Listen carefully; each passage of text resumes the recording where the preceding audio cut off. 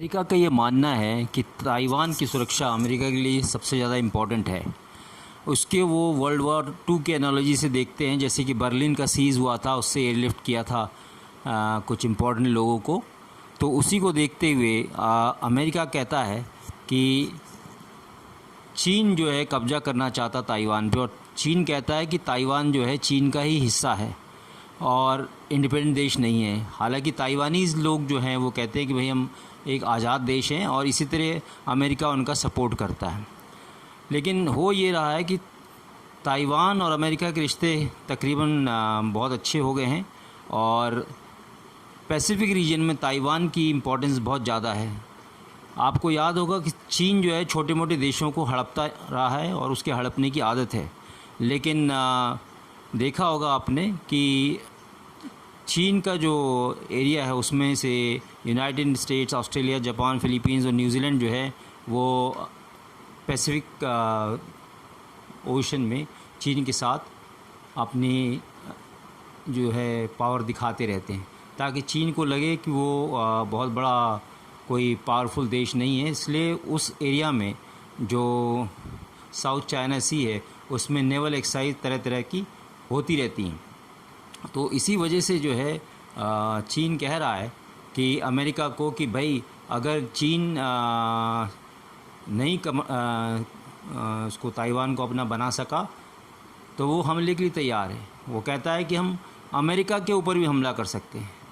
लेकिन आपको पता होगा कि अगर ताइवान को चीन ने हड़प लिया तो फिर अगला नंबर फिलीपींस और इंडोनेशिया का है, जो कि साउथ चाइना सी में अपनी स्टेक रखते हैं, लेकिन चीन उनको हाथ नहीं रखने देता। और ये काफ़ी गंभीर संकट होगा अगर होता है।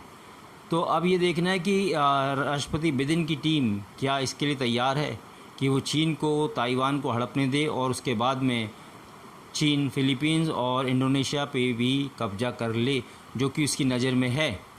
तो देखा जाएगा कि किस तरह जो है बिडेन और नाटो कंट्रीज़ मिलके इसका सामना करते हैं या क्या स्ट्रेटजी बनाते हैं। लेकिन ये भी आपको ध्यान रखना पड़ेगा कि इस मामले में रशिया क्या कहता है या व्लादिमीर पुतिन के इसके बारे में क्या विचार है। तो तैयारी चल रही है दोनों तरफ से।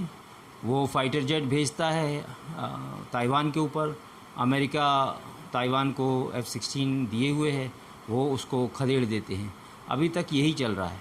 लेकिन इस समय बहुत विषम परिस्थिति है।